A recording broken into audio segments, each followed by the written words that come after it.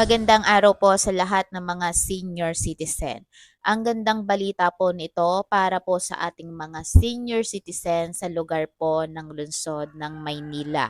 Alam niyo po ba na ang dating 500 pesos na natatanggap na local pension ng mga senior citizen sa lugar na ito ay magiging dublado na? Ayon po sa post ni Doktora Hani Lacuna, simula Marso ay makukuha na po ng ating mga lolo at lola ang kanilang dobladong monthly allowance mula sa 500 pesos na ngayon po ay magiging 1,000 pesos na po ito kada buwan. Ang magiging payout po ng kanilang quarterly payout ay bukas na po March 10, 2025. Mapapasana all na lang talaga. Disclaimer po, hindi po ito fake news o gawa-gawa lang. Ang impormasyon po nating nakalap ay galing po ito mismo sa official Facebook page po ni Dr. Hani Lacuna.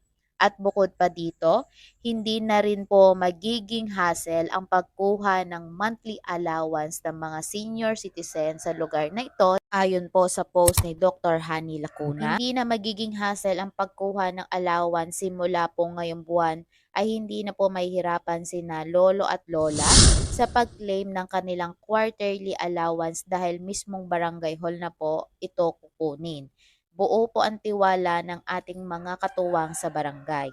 Hindi na po nila kailangan mag-alala kung saang mga ATM machine or kung nakalimutan man ang password ng kanilang mga card. So ito po guys is nasa post po ito ng official Facebook page po ni Doktora Hani Lacuna. Sana lahat ng lungsod o lugar ay may ganito para sa ating mga senior citizen para po lahat ay nabibigyan.